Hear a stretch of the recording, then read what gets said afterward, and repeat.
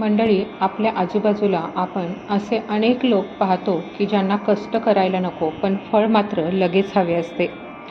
अगदी देवसुद्धा त्यांना स्वार्थासाठी हवा असतो.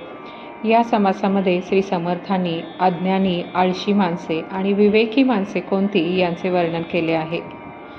तर ऐकूया समास 7वा, जनस्वभाव निरूपण. सामान्य माणूस अत्यंत स्वार्थी असतो. देव देखील त्याला आपल्या स्वार्थासाठी हवा असतो. माणसाचा स्वभाव असा आहे की त्याला कष्ट करायला नकोत, पण त्याचे फळ मात्र तेवढे हवे. या कर्मभूमीचा नियम असा आहे की येथे कष्टावाचून फळ मिळत नाही. ज्यांनी सपाटून कष्ट केले व जे विवेकाने वागले तेच भाग्य भोगून गेले. प्रपंचात आणि परमार्थात दोन्हीकडे विवेक सारखाच आहे. देवाचे कर्तेपण खरे कसे आहे ते विवेकाने नीट समजून घ्यावे. ज्या माणसामध्ये विचार नाही त्याच्यामध्ये काहीच अर्थ नाही. विचाराने प्रपंच आणि परमार्थ दोन्ही साधता येतात. विवेकाने देवाची प्राप्ती होते. आता याचे निरूपण ऐकूया. श्रीराम. शुकासारिखे पूर्ण वैराग्याचे, वसिष्ठा परिज्ञान योगेश्वराचे, कवी वाल्मिका सारखा मान्य ऐसा, नमस्कार माझा सद्गुरु रामदासा. जय जय रघुवीर समर्थ. सार्थ श्रीदासबोध दशक 18वा, समास 7वा. श्रीराम समर्थ. जनाचा लालची स्वभाव आरंभीच म्हणती देव, म्हणजे मला काही देव ऐसी वासना. काहीच भक्ती केली नसता आणि इच्छिती प्रसन्नता, जैसे काहीच सेवा न करिता स्वामीस मागती. कष्टेविन फळ नाही, कष्टेविन राज्य नाही, केल्याविन होत नाही साध्यजनी. मनुष्य भाग्यहीन अथवा करंटा का असतो? कारण त्याच्यापाशी विवेक विचार नाही आणि कष्ट करण्याची तयारी नाही म्हणून. असे श्री समर्थांचे वरील प्रश्नास ठाम उत्तर आहे. आळशी आणि विवेकहीन माणूस त्यांना अगदी पसंत नाही.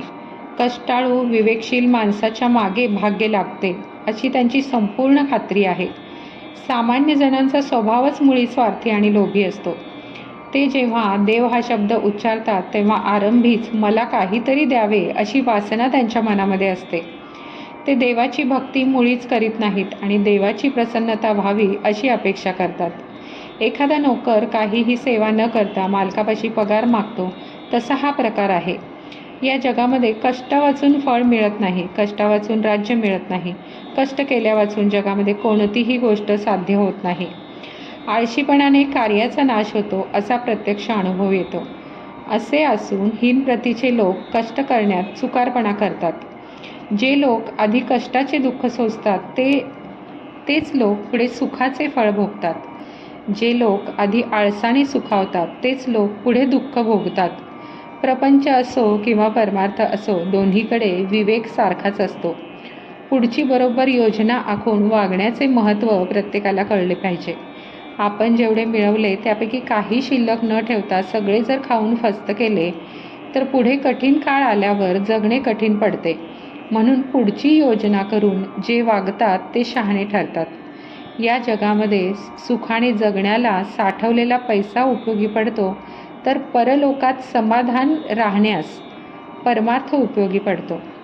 ज्याच्यापाशी स्वतःपुरता साठवलेला पैसा नसतो तो जिवंत असून मृतवत होतो. एकदा मरून माणूस सुटत नाही, त्याला पुन्हा पुन्हा जन्म येतात व यातना भोगाव्या लागतात. जो स्वतःला न वाचवता स्वतःचा घात करतो तो आत्महत्यारा आहे. अशा रीतीने प्रत्येक जन्मात आत्मघात चालतो. असे कितीतरी जन्म होतात, त्याचे गणित करता येत नाही. अशा रीतीने जीवन जगून जन्म मृत्यू चुकत नाहीत. देव सर्व काही करतो असे सगळी माणसे म्हणतात. भगवंताची भेट मात्र अकस्मात होते. ज्याच्यापाशी खरा आत्मानात्म विवेक असतो त्याला परमात्मा सापडतो आणि विवेकी पुरुषापाशी विवेकाचा लाभ होतो. खरे पाहिले तर देव एकच आहे. सामान्य माणूस अनेक देव मानतो. त्या अनेक देवांना एक देव म्हणता येत नाही. देवाचे मूळ स्वरूप आणि देवाचे कर्तेपण ही दोन्ही खरी कशी आहेत हे बरोबर समजावून घ्यावे आणि ते न कळताच पुष्कळ लोक त्याबद्दल बोलतात. आपला शहाणपणा दाखवण्यासाठी काही लोक उगीच मूर्खपणाने देवाबद्दल आणि त्याच्या कर्तेपणाबद्दल बोलतात. एखाद्या माणसाला भूक लागलेली असताना भुकेची तृप्ती होण्यास भोजन करणे हा सरळ उपाय आहे. तो न करता इतर उपाय करीत बसण्यासारखे हे आहे. जे लोक मनस्वी कष्ट करतात तेच भाग्य भोगीत राहतात. बाकीचे भाग्यहीन लोक नुसतीच बडबड करीत जगतात. जे शहाणे असतात ते करंट लक्षण समजून जातात, पण चांगल्याचे चांगुलपणाचे लक्षण मात्र करंट्यास समजत नाही. जो करंटा असतो त्याच्या अंगी कुबुद्धीचे प्राबल्य असते. त्याच्या ठिकाणी जणू काही शुद्धीच नसते. कुबुद्धीलाच तो सुबुद्धी समजतो. जो माणूस नीट शुद्धीमध्ये नाही त्याचे कोणतेही बोलणे खरे मानता येत नाही. त्याच्या ठिकाणी विचारांच्या नावाने आवळ्या एवढे पूज्य असते. विचाराने इहलोक आणि परलोक साधतो. विचाराने सार्थक होते आणि विचारानेच नित्यानित्य विवेक पाहिला पाहिजे.